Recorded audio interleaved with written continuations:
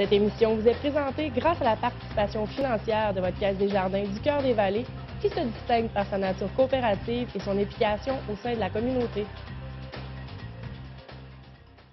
Ce soir en manchette, les barrages routiers font encore parler d'eux. Les rues de Kaboul et de Gatineau, même combat, selon un citoyen. Intrusion dans l'atelier de la Savonnière, Sonia-Anne Legault.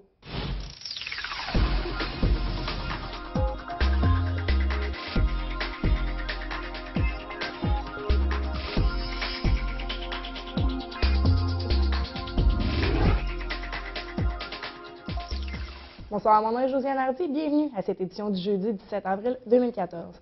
On vous en parlait la semaine dernière, les barrages routiers font office de discussion partout dans Gatineau. Les conseillers municipaux avaient reçu une présentation qui affichait 3 options, soit l'arrêt complet des barrages, permettre seulement la guignolée des médias, ou l'option qui permet un remaniement des intersections jugées dangereuses ou à risque. C'est cette option qui a été privilégiée par le conseil. Cependant, lors du conseil municipal du 15 avril dernier qui s'est tenu ici à Bottignam, de nombreux organismes se sont déplacés afin d'exprimer leurs craintes aux conseillers. Les organismes redoutent une perte d'argent car les intersections jugées dangereuses peuvent s'avérer être les plus payantes. On peut écouter à ce sujet le maire de Gatineau, M. Maxime Penneau-Jobin. Ce qu'on s'engage à faire, c'est de rencontrer les organismes après qu'on va avoir fait un cycle de barrages routiers. On va voir ce que ça a donné comme revenu, ça a été quoi au niveau de la sécurité, puis on va réévaluer. Mais dans tous les scénarios, pour nous, la sécurité va rester un enjeu prioritaire. Bien, c'est-à-dire que c'est clair nous, on a décidé de continuer les barrages routiers. Une des options, c'était d'arrêter. On continue, mais en resserrant la sécurité. Pour nous, ça, c'est important. Il y a d'autres mécanismes pour ramasser de l'argent. Il y a d'autres types de partenariats avec la Ville. Est-ce qu'on peut explorer ça ensemble? Nous autres, on est tout à fait ouverts. Là. Il y a de la pauvreté, puis on a besoin d'aider les plus démunis. Et les organismes qui étaient ici ce soir, c'est ceux-là qui font le travail sur le terrain. Ça fait qu'on veut les aider, mais en même temps, pas au prix de mettre la sécurité en danger. Puis c'est ça où il faut resserrer un peu. Une des solutions proposées par les organismes présents, s'il y a perte d'argent due aux nouvelles intersections, est que la Ville comble le manque à gagner des sous recueillis. Pour le secteur de Bottignam, rien ne devrait bouger pour les intersections ciblées. La Ville a d'ailleurs, comme vous l'avez pu l'entendre, avancé une rencontre avec les organismes dans quelques mois afin de chiffrer les pertes s'il y en a. Mais le mot d'ordre reste tout de même la sécurité. On peut écouter les commentaires du conseiller de Bottignam, M. Martin Lajeunesse. Ses réactions sont un extrait de l'émission Parole à l'élu que vous pourrez voir sur nos ondes mardi, le 22 avril prochain. Moi, je pense qu'on est là pour les épauler, essayer de trouver des solutions avec eux autres, mais il ne faut pas oublier que l'argent vient des taxes des citoyens. Il faut être là pour les organismes. C'est pour ça que moi, je suis en faveur au barrage routier, sauf qu'il ne faut pas mettre la vie en danger des organismes. Les problèmes qui avaient été soulevés, c'est qu'il y avait des organismes qui avaient peut-être un petit peu laissé aller, ou est-ce que des bénévoles se présentaient dans le milieu de la rue sans dossard, faisaient pas attention. Alors, nous autres, on demande juste de serrer la vis, s'assurer que les organismes, puis je pense que les déclarations qui ont été présentées hier par les divers organismes ont fait mention qu'eux autres mêmes étaient pour serrer la vis. Toujours en politique municipale, lors du lac à l'épaule du mois de mars dernier, les conseillers ont tous participé à la création d'un plan de travail pour Gatineau. Dans ce plan, on retrouve des idées du premier parti politique, soit Action Gatineau, et les conseillers indépendants. Avec ce document, Gatineau pourra, au dire du maire et de certains conseillers, continuer d'évoluer et mieux cibler ses actions. Cependant, une conseillère, Mme Denise Laferrière, a qualifié le tout de ramassis de pâté chinois. Mme Sylvie Gonneau, quant à elle, a fait une sortie publique contre le document, mais a tout de même voté pour son adoption. On peut écouter à nouveau le maire de Gatineau, M. Maxime Penneau-Jobin, sur le sujet. Ce soir, on va adopter ce qu'on a appelé le programme du Conseil. C'est un exercice qu'on a fait où on a pris le programme électoral de chacun des nouveaux élus. On a pris le programme électoral d'Action Gatineau.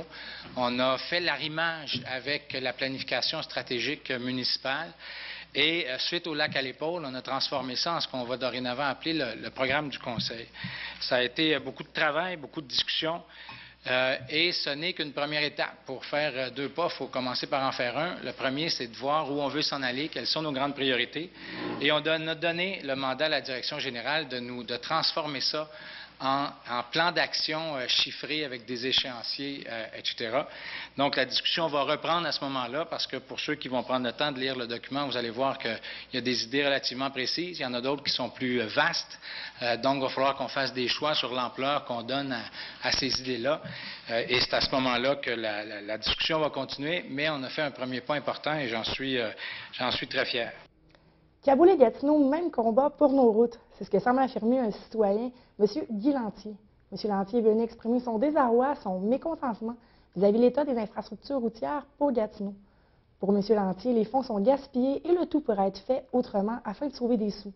Certains travaux sur la rue du Progrès datent de 2013. La rue a été fermée, rénovée, mais refermée par la suite. On peut écouter les commentaires de M. Lantier, suivis de ceux du maire de Gatineau, Maxime Penneau-Jobin, qui s'est dit sensible à la situation, empruntant lui-même les routes pour se rendre au travail. Vous demeurez pas loin, monsieur le maire, sous la rue Kenny à Buckingham. C'est une honte. Moi, je passe là en vélo. Là. Il y a des gens qui ont été à Kaboul, l'Afghanistan, ils ont dit les rues sont plus belles que vous, c'est la rue Kenny. C'est épouvantable. Ce soir, ceux qui ne connaissent pas la rue, quand vous achetez le pont, là, la 4e rue à votre gauche, passez-la. Allez en prendre. Je sais qu'il va faire noir, vous allez voir. C'est une honte. Tantôt, j'écoutais les gens dire hey, le beau district, puis ci, puis ça, là. Enlevez vos lunettes roses, là, parce que ça fait dur. Et vos infrastructures, je regrette, ça fait dur. Écoutez, moi, je passe sur Joseph à toutes les semaines. Je passe sur un paquet de rues de Buckingham tous les jours. C'est un des quartiers où il y a un problème d'infrastructure important. En même temps, c'est 40 ans de rattrapage qu'on a à faire. Ça fait quelques années qu'on pose des gestes importants. Il y a des rues qu'on refait. On n'a jamais fait autant que maintenant.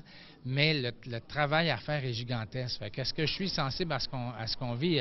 Tout à fait. Là, mon auto vit la même chose que l'auto des gens, des citoyens, mais on ne peut pas tout faire en même temps.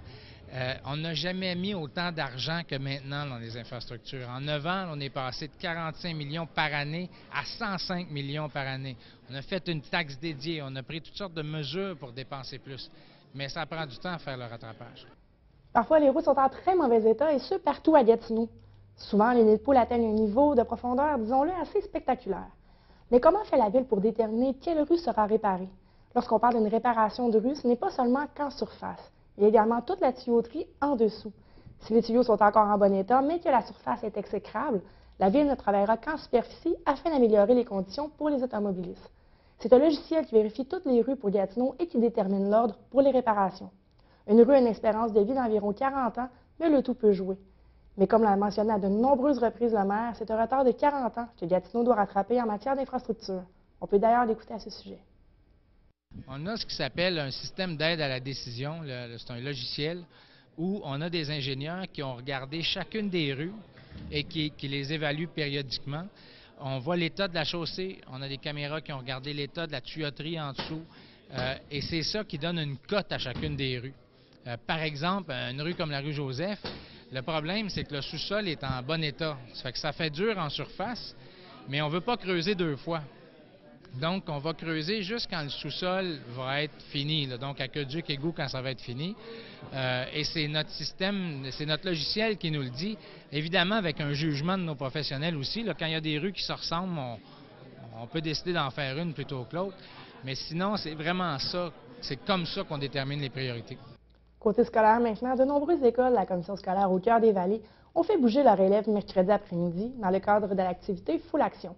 Le projet Full Action a débuté suite à une initiative de Michelle Obama, l'épouse du président des États-Unis, afin de contrer l'obésité en faisant bouger les jeunes.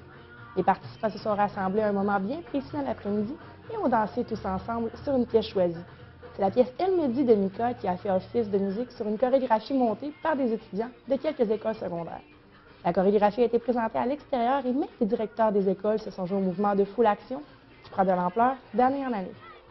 Pour le reportage de cette semaine, je me suis amusée à créer des savons.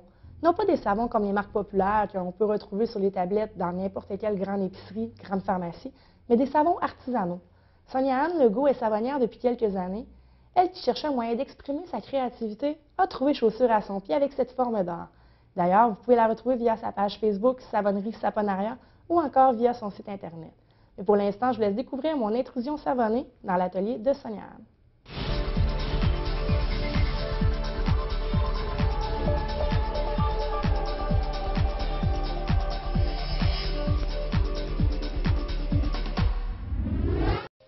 C'est par la fabrication artisanale de savon que Sonia Anne a décidé d'exprimer sa créativité. Elle, qui travaillait autrefois dans des bureaux, se devait de trouver une manière de laisser aller sa créativité et les savons sont avérés être la solution. Ce passe-temps qu'elle pratiquait en tant que hobby s'est transformé en Saponaria, son entreprise de savon et produits pour le corps. L'étincelle a été longue à partir, vraiment très longue. Ça a été un hobby pendant des années. J'ai travaillé avec ma cousine sur le savon. Il y avait un côté familial qui était le fun. Peu à peu, le hobby a continué, mais j'étais allée plus au niveau artistique. Je n'étais jamais satisfaite de mes peintures, de mes œuvres. Il y avait tant quelque chose, mais il fallait que j'exprime, il fallait que je sorte des bureaux. J'avais besoin d'être dehors. Je me suis mis à cultiver des plantes. J'ai commencé à dire, mais je ne sais pas si mon hobby de savon et les plantes, ça s'intègre, ça pourrait être intégré.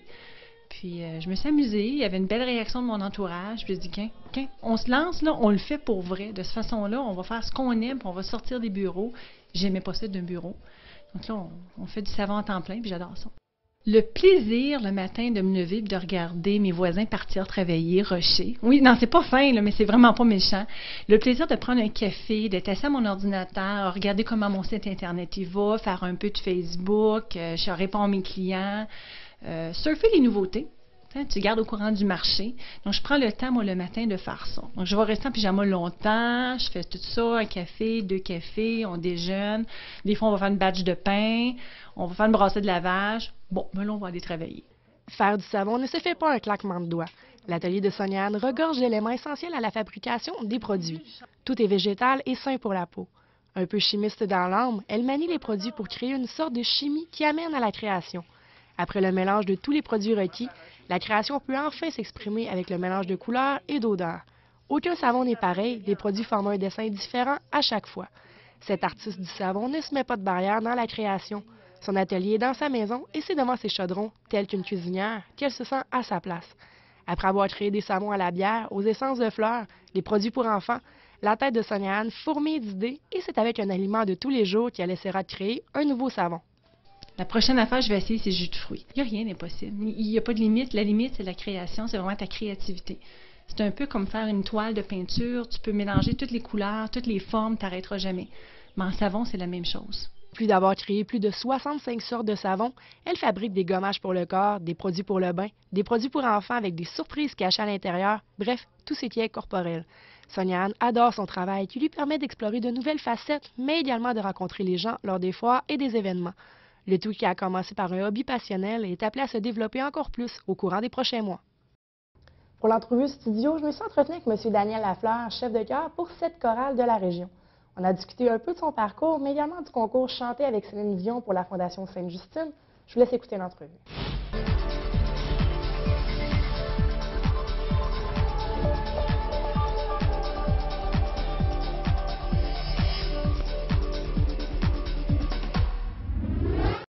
Et maintenant avec M. Daniel Lafleur, qui est chef de chœur et homme musical très connu du secteur de Buckingham. Bonsoir. Bonsoir. D'entrée de jeu, on est ici pour parler du concours Chanter avec les chorales pour Sainte-Justine avec Céline Dion. On va revenir un peu plus tard dans l'entrevue, mais d'entrée de jeu, je veux avoir votre parcours. Vous baignez dans l'univers musical depuis très longtemps, je ne me trompe pas. Depuis que je suis assez jeune, moi, je sais que je voulais devenir musicien puis enseigner la musique. Donc, j'ai commencé à étudier la musique vers 9 ans et à l'enseigner, j'avais 12-13 ans. Là, j'enseignais à des gens autour de moi. Puis, c'était pour transmettre ma passion de la musique, là. Vous êtes aussi chef de chœur pour de nombreuses chorales. Vous avez commencé à baigner tout jeune, je ne me trompe pas, dans le monde des chorales également. L'importance des chorales pour vous, parce que souvent, sont sous-estimés. Cet ensemble musical est sous-estimé. L'importance des chorales, c'est dans le fond, c'est de réunir dans une communauté des gens qui aiment chanter, mais qui ne chanteraient pas tout seuls. Ce n'est pas des solistes, c'est des gens qui ont un minimum de voix, puis qui veulent s'unir ensemble pour monter des projets.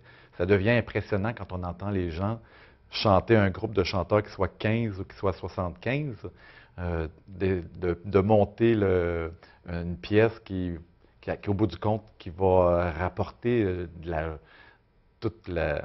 De la joie pour les autres. De la joie pour les autres et de l'harmonie, c'est ça. Ouais.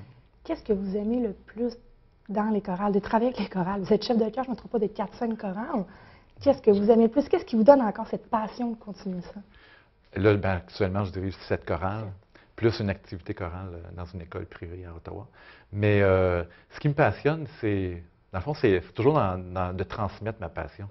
C'est ça qui me passionne. Dans le fond, c'est comme une roue qui qui tourne, là, c'est de transmettre ça, puis de faire en sorte qu'on arrive à des résultats qui sont Assez spectaculaire des fois. spectaculaires, oui, c'est ça. Vous avez votre école de musique également dans le secteur. Vous enseignez avec des camps d'été. Vous transmettez votre passion quand même aux petits aux jeunes, aux plus jeunes. Est-ce que c'est aussi important de transmettre ça aux jeunes qu'aux plus âgés dans les chorales, si je peux dire? Oui, c'est sûr. Moi, en préscolaire, je vois des enfants, je vois à peu près 150 enfants par semaine au préscolaire. Alors ça, je les vois en privé à la maison chez nous pour apprendre le piano, tout ça.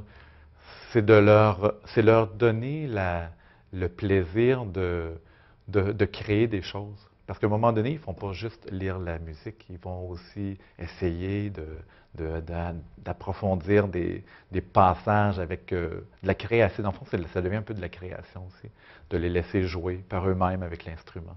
Excellent. Il y a un gros concours qui est en cours présentement. 7 chorales de l'Outaouais, vos 7 chorales, vous êtes réunis pour faire l'Outaouais en chœur pour le concours Chanter avec Céline Dion. Premièrement, je veux savoir, est-ce que ça a été compliqué de réunir tout ce beau monde-là ensemble pour participer au concours? Ça a été peut-être un peu compliqué pour toute la logistique du projet. Mais pour moi, avec les chorales, j'ai monté le chant avec les 7 chorales. On s'est réunis une journée le 2 mars en 3 heures. On a tout mis ça ensemble. On a pris quelques prises vidéo et le son aussi. Puis, je veux dire, ça s'est bien passé. Les 250 choristes qui étaient là étaient vraiment émerveillés maintenant du résultat que ça a donné. Justement, pour ceux qui ne seraient pas au courant, le concours, vous avez soumis votre vidéo. De nombreuses chorales au travers de la province ont fait de même pour gagner la chance de chanter avec Céline Dion, si je ne me trompe pas. C'est ça, oui. 174 chorales ont remis leur vidéo, dont nous, l'Outaouais en chœur, on a remis notre vidéo. Et notre vidéo se retrouve sur le site Internet de la Fondation Sainte-Justine. Pour ceux qui aimeraient vous encourager, parce que bien évidemment, on va pêcher pour notre paroisse, si vous me permettez l'expression, les gens peuvent aller sur le site Internet. Comment ça fonctionne pour vous encourager? Oui, vous devez aller sur le site de la Fondation Sainte-Justine et cliquer sur l'onglet « Chanter avec Céline Dion ». Donc, et là, vous allez avoir toutes les chorales, vous pouvez écouter les chorales et vous allez retrouver l'Outaouais en chœur, vous allez écouter notre chorale chanter une chanson de Céline Dion. Et là, il y a un endroit pour aller voter. Vous pouvez voter directement sur le site. C'est 5 $ par vote, je ne me trompe pas. 5 $ par vote. Vous pouvez aller au nombre de votes que vous voulez. Nous, ça nous donne des votes. Vous allez voir, ça monte assez vite. Et maintenant, on se retrouve en 9e position sur 174. Qu'est-ce qui est quand même très bien. Est-ce que vous êtes fiers? Oui, pas mal fiers. Les gens ont jusqu'à quand pour voter? Les gens ont jusqu'au 30 avril, 17 h pour aller voter.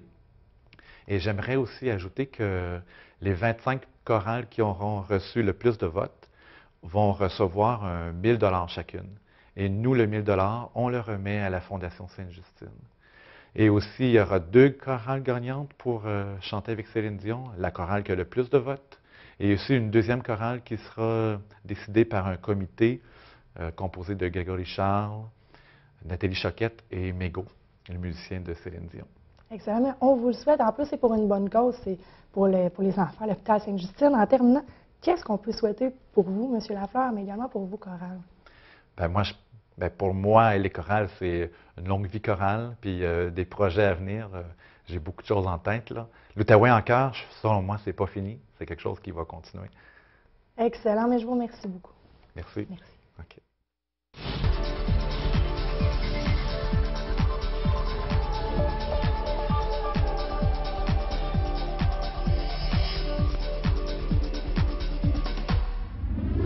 Maintenant, le temps des sports avec François. François, bonsoir. Bonsoir. On commence ça au hockey. Les Olympiques, c'est malheureusement terminé. Oui, effectivement, défait en 5 matchs par le représentant là, de Halifax. Je pense que le premier trio était carrément trop fort là, pour les Olympiques. Là. Surtout lorsque Jonathan Drouin était sur la patinoire. Ça faisait une énorme différence. Là. Et on n'a jamais pu neutraliser, là, disons, le premier trio. Et aussi, ce qui explique là, quand même cette défaite en 5 matchs, les punitions. Les Olympiques ont pris beaucoup de punitions. Ils ont essayé là, d'amener Halifax, là, si on veut, là, à perdre un peu la tête. Ça n'a pas fonctionné. Et Halifax en a profité, lui, pour, si on peut dire, là, remplir le filet là, de but dans ces moments-là. On a pu voir aussi quand même une certaine déception, moi je pense au niveau là, de Émile Poirier. Je pense qu'on peut comprendre pourquoi il n'a pas été sélectionné au niveau de l'équipe canadienne junior pour le tournoi là, de Noël. Je pense que le courant ne passait pas entre lui et Benoît Groulx, parce que même au dernier match, il a été hué là, en troisième période par les spectateurs présents. Alors, je pense que lui, il en avait son voyage de Gatineau et je pense que Benoît Groulx aussi. C'est malheureux, c'est quand même un bon joueur, mais... C'est de la pression qu'on met quand même sur un joueur. Ouais, c'est ça. Il ne pas s'entendre avec l'entraîneur. Bien, des fois, c'est des questions de philosophie, hein, style de jeu. On demande certaines choses à des joueurs. Et finalement, ben, écoutez, les Olympiques ont été défaits. Benoît Groulx en tire un bilan semi-positif, je pourrais dire. Il se voyait plus haut, mais il est quand même content de la progression. Donc, on verra ça l'an prochain. Excellent. On revient dans le hockey avec la Coupe Dodge. Oui, on sait qu'en fin de semaine dernière, c'était la Coupe Dodge ici en Outaouais du côté féminin. Et ben, on n'a pas eu de championnat, mais il y a quand même deux équipes qui ont remporté des médailles de bronze. Ce sont les Tornades dans la catégorie Pee-Wee B et l'Express dans le Bantam A. Alors, ça a été quand même un très bon succès. Soit dit en passant, il y a plus d'équipes de filles à la Coupe Dodge qu'il va en avoir du côté des garçons. Là, il y a un différentiel d'une dizaine d'équipes. C'est quand même quelque chose à noter. C'est une belle expérience pour Hockey Outaouais qui s'est dit très satisfait de la participation et des assistances aussi également tout au long de la fin de semaine. Excellent. Pour les garçons, je ne me trompe pas, c'est très bientôt, là. Oui, ben, c'est en fin de semaine. C'est ça, ça commence ce soir d'ailleurs, ou ça a commencé aujourd'hui. C'est du côté du Bas-Saint-Laurent, donc pour l'Outaouais, c'est quand même un long voyage. Et c'est pour ça qu'il y a deux catégories où on n'a pas de représentants. Dans le junior 2A, il n'y a personne qui est allé justement à cause des frais. Ben, écoutez, c'est quand même intéressant parce que toutes les associations double lettres de l'Outaouais ont quand même une équipe qui est présente là. Alors, les Loups des collines, Maniwaki est là. Vous avez naturellement les voisins de Papineau et Gatineau ainsi que Aylmer. Donc, une équipe à regarder. Le Pee-Wee 2B, les voisins, pourrait aller peut-être chercher là, un championnat. Il y a la Tombe 2B aussi du côté de Gatineau. Très belle équipe. Ils ont à peu près tout remporté cette année. Alors, on aura des résultats de ça la semaine prochaine au bulletin. Excellent. On change de sport complètement. On passe du hockey au soccer. Oui, écoutez, c'est, même s'il fait encore un peu frais, disons, le FC Gatineau entame sa deuxième saison dans la première ligue de soccer du Québec. On sait que l'an dernier, ils ont terminé quatrième. C'était quand même, à leur première saison, c'était quand même bien. C'est une ligue là, à 6. Cependant, on avait remercié l'entraîneur de l'équipe l'an dernier, c'est Bruno Locatelli qui a pris la relève cette année. Et lui ne vise rien de moins qu'une place au niveau des 3 premiers. Et pour ce faire, il va demander plus d'implication, plus de discipline et plus de sérieux de la part des joueurs. Donc, c'est à suivre. Match d'ouverture le 2 mai prochain au complexe sportif Mont-Bleu. Il annonce entre 15 et 20 degrés, je vous le dis tout de suite. Ou avec une petite laine, on est quand même correct. Ah oui, oui. On passe du soccer à la boxe, le gala du club BG de Buckingham. Oui, bien, le club BG là, qui ne cesse là, d'impressionner et d'innover, oui, le mot est juste. Gala de boxe bénéfice le 26 avril. Attention, mais c'est du côté de Hall au Palais des Congrès. Les profits vont être remis à la Fondation contre l'intimidation. Là, c'est Jasmin Roy qui en est le porte-parole, justement. Et aussi, pour une bourse va être octroyée à la championne canadienne Vanessa Lepage-Johannis pour justement la supporter là, dans la suite des choses. Il y a des tables de 8 disponibles, c'est-à-dire à vendre, au prix de 500 $. Et écoutez, c'est un gala de boxe. Il va y avoir 12 combats durant la soirée. Il y a un spectacle d'humour. Enfin, là, c'est une soirée complète. Et il va y avoir là, Pascal Villeneuve là, qui va agir comme maître de cérémonie de l'événement. Et Gaëtan Hart devrait aller faire un tour également. C'est pour une bonne cause oui, en plus, contre effectivement. l'intimidation. On reste dans la boxe, le club Gladiateur. Oui, c'est le club Gladiateur de Hall. Il y a 2 athlètes qui ont remporté de francs succès à leur première compétition là, au niveau provincial. Il s'agit de Véronique Cassidy et de Yasser Belkadi. C'était à tous les deux leur première compétition provinciale. C'est le championnat québécois, mais pour eux, la classe des... c'est pas les gants dorés, c'est les gants de bronze. Il faut avoir 5 combats ou moins. Alors, c'est quand même là, des novices, mais c'est une belle expérience. Alors, Yasser, ben, lui, il est champion provincial. Il a remporté là, tous ses combats. Et Véronique a terminé deuxième. Alors, on les félicite. Il faut aussi souligner les performances de Jacob Barbe, qui a remporté l'or chez les juvéniles, et Justin Bissonnette, l'argent chez les benjamins.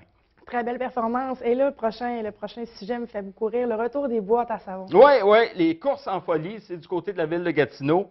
C'est la 11e course de boîte à savon qui va avoir lieu là, le 28 juin prochain sur la côte de la rue Maine, là, dans l'ancien centre-ville, si on peut dire, là, du secteur de Gatineau.